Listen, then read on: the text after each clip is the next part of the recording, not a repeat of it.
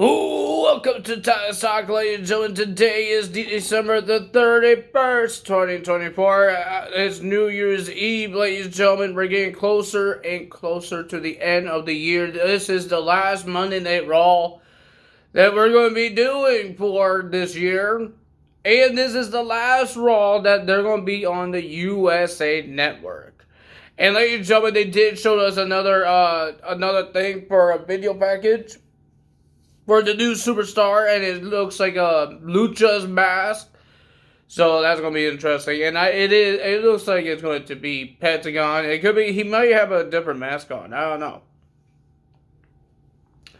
I didn't get to watch AEW World's End because I had dinner with my family. So I got the list of things, and I saw a little stuff that's happening on Facebook.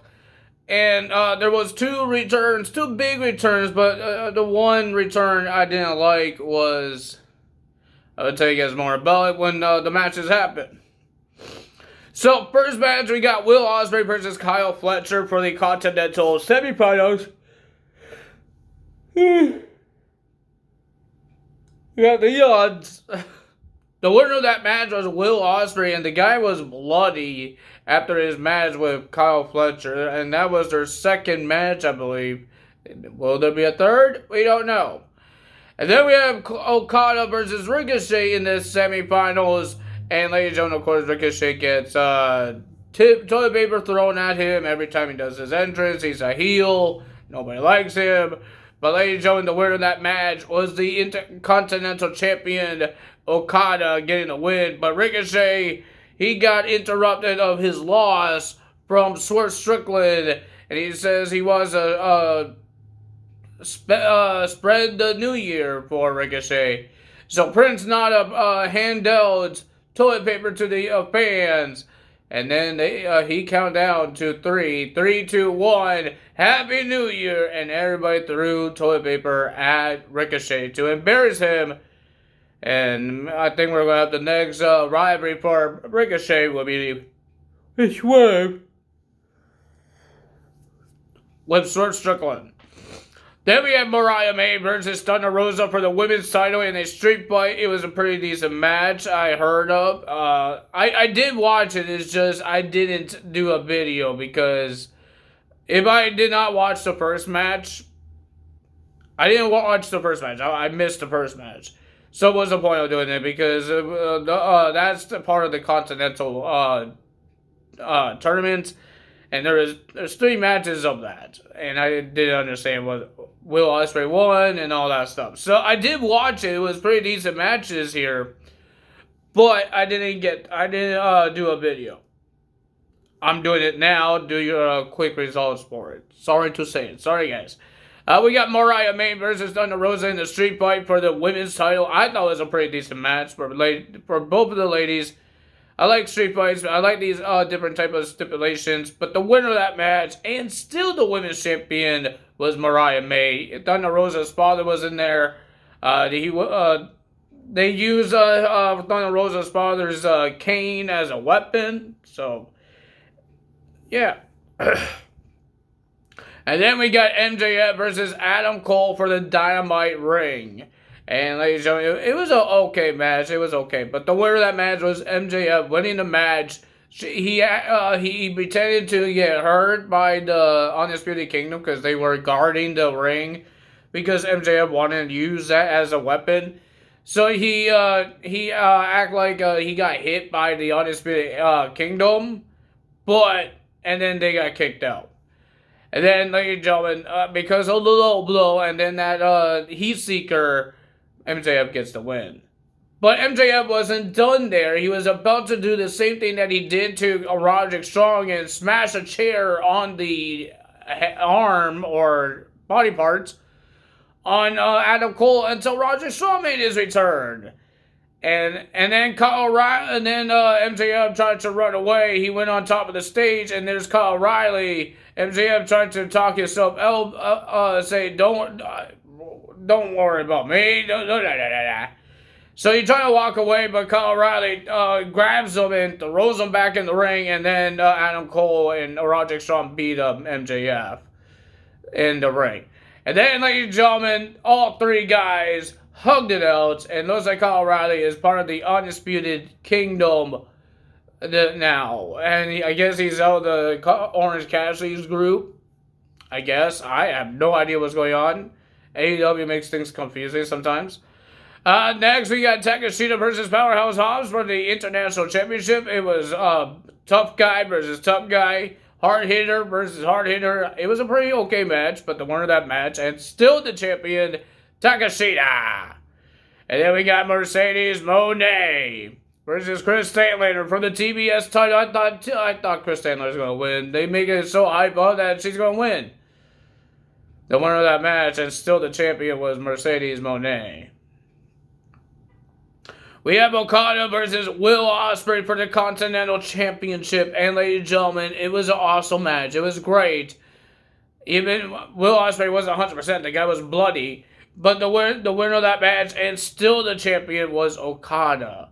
But Christopher Daniels was supposed to give the championship to Okada. I guess that's what the authority figure does. But he says, I'm not the authority figure anymore. But this guy is. Kenny Omega came out. He came out only as an EVP and gave Okada the championship. But he did stare down him, and he looked back when he was on the top of the stage at Okada. Does that mean Kenny Omega might come back as a wrestler? Because he is going to be wrestling in New Japan Pro Wrestling against Kid Gabe, something like that. He's going to be wrestling. But will he wrestle in AEW? But he is the only EVP that's in AEW right now because the Young Bucks, they're on a hiatus from AEW. They're going to be on New Japan Pro Wrestling as well, I believe. But they're not going to be in AEW. Kenny Omega is the only EVP. So let's see what happens there. And then we had Jon Moxley versus Orange Cassidy versus Jay White versus Adam Page for the world title in a 4-way match. And of course, the Death Riders has to help them. Claudio, Yuta, I don't think Pac was there. But they try to help Jon Moxley. But it was a pretty decent 4-way match. But even Jay White, Hangman, and Orange Cassidy were fighting each other. But the winner of that match, and still your world champion, Jon Moxley. But Jon Moxley wasn't there. I think he was going to attack Jay White again more. Or attack everybody else more. So the Death Riders was coming in the ring and start to try and beat up everybody until FTR came out. And then the lights went out. And on the Titantron it says rated FTR. Rated R Superstar. Adam Copeland makes his return and attacks the Death Riders. Spears Jon Moxley. Breaks a piece of a chair and starts shoving in the mouth of Jon Moxley. And he told Jon Moxley that the rated FTR is taking over. And we heard that this week, this Wednesday, on New Year's, it will be rated FTR versus Death Riders. So that's going to be interesting on that part. But now we got Monday Night Raw to talk about because, ladies and gentlemen, this is the last Raw that they're going to be on the USA Network. This is the last Raw of 2024. This is going to, next week is going to be a history breaking because they're going to be on Netflix. It's going to be something different. Will they be able to uncensor everything? Because they're on Netflix. When the fans say, holy, you know what, I can't say on YouTube, I had to censor myself. But when the fans say, holy crap, they censor that. I hope they don't have to censor that anymore. I'm hoping they don't have to. So, yeah, let's hope that happens. But we will see. We had a face-to-face between Mr. CM Punk and Seth Rollins. They had heated words. Oh my goodness, they went crazy. They talk about CM Punk's AEW run. They talk about Becky Lynch. They talk about a whole bunch of things that when CM Punk left and all that stuff. Seth Rollins thinks that he's going to run away again if he loses. Oh my goodness, crazy things happening. So I don't have to tell you guys more about the face-to-face. It was crazy. Nobody attacked anyone, but it was interesting to see. And then we have another segment to start off the show. We got the New Day coming out. It was supposed to be Jey Uso, but the New Day came out. They interrupted the commentary. And they were just getting booed out of the building. Every time they tried to talk, they got booed. Booed, booed, booed. And then here comes Jey Uso and the fans start going crazy. And doing the yeet, yeet, yeet. Jey Uso came in and Xavier Woods is trying to tell Jey, can you talk to these guys that you know us for a long time? Jey said, yeah, I know you guys for a long time, but he's not happy with what they said to Big E. He says, New Day sucks.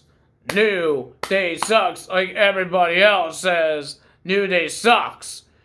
And then New Day walks away. Because he was, Xavier was about to try and beat him up.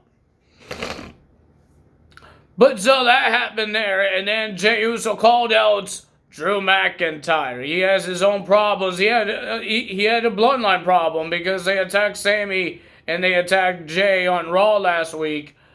But he says Roman is going to handle that on next week in the Tribal Combat match. And then he says he has a Drew McIntyre problem. And he called out Drew McIntyre, but there's Solo on the Titantron says, you don't have to worry about me. He says he's going to be the Tribal Chief when he beats Roman Reigns. And then Jey Uso got attacked by Drew McIntyre. And then, ladies and gentlemen, after he was done beating him up, the referees and the personnel were trying to get Drew out of the ring. He was about to leave until he runs back to the ring and does a Claymore onto Jey Uso. And we heard that next week on Netflix, it will be Jey Uso versus Drew McIntyre. And it looks like it's going to be the New Day versus Rey Mysterio and one of his members of the LWO. I don't know if it's going to be on Netflix, but we do know that match is going to happen sometime. I'm hoping it's on Netflix. I don't know it's a 3-hour show yet, because they didn't announce it. So, they announced SmackDown being on 3 hours. Why is Raw not 3 hours yet? So, I have no idea. First match of the evening, and to finally end this rivalry, Chad Gable versus Otis. Oh, man, finally they end this freaking rivalry. It was a pretty decent match for both of the guys. Otis had the fans on their feet. They love Otis. Otis tried to do his own ankle lock.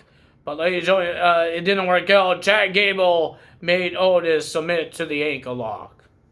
And then we got the Women's Intercontinental Semifinals. Dakota Kai versus Zoe Stark. I think both these ladies deserve it, but only one could get it. And ladies and gentlemen, I'm happy it was Dakota Kai. Dakota Kai gets the win on Zoe Stark. That's pretty cool for her.